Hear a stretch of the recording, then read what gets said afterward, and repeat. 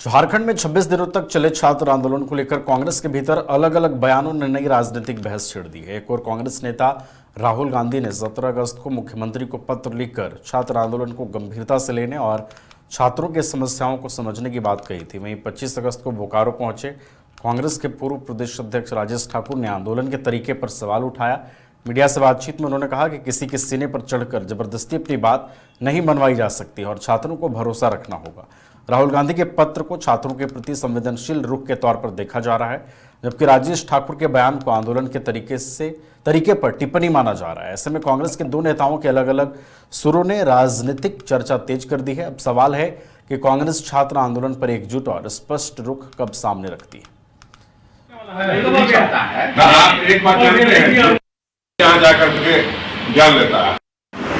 ये अपने अपने सोच की बात है।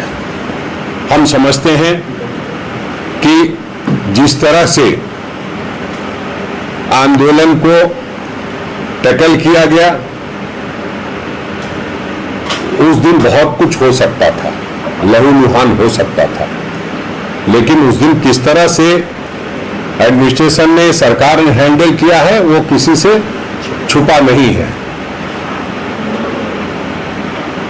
माननीय मुख्यमंत्री ने जो फैसले लिए उसको हाईकोर्ट में चुनौती दी गई।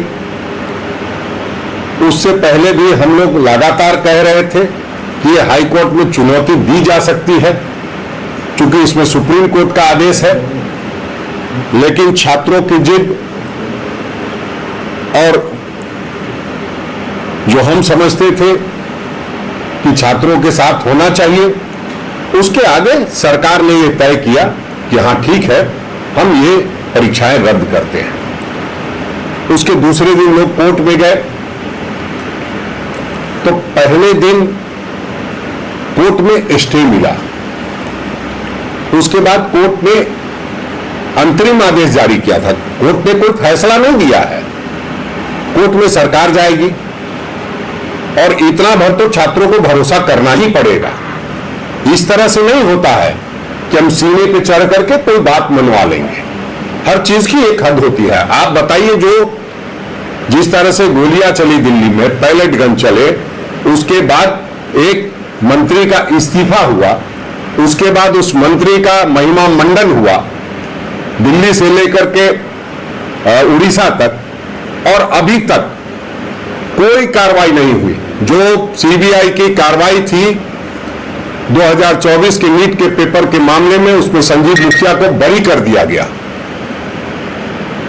तो छात्र फिर भी भरोसा तो कर रहे हैं सरकार पे कि नहीं, जांच होगी और जांच से फायदा मिलेगा। जो केंद्र में जो नीट की परीक्षा को लेकर के हुआ था, जो सीबीएसई में गड़बड़ियां हुई थी, उसी तरह से यहां के छात्रों को भी भरोसा करना होगा।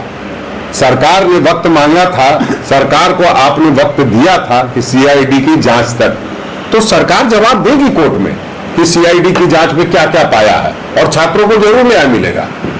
लेकिन इस तरह की बातों से कहीं ना कहीं ये इशारा मिलता है कि भारतीय जनता पार्टी छात्रों के कंधे पे बंदूक रख के चलाने का प्रयास कर रही है, और इसलिए अब वो बात नहीं है।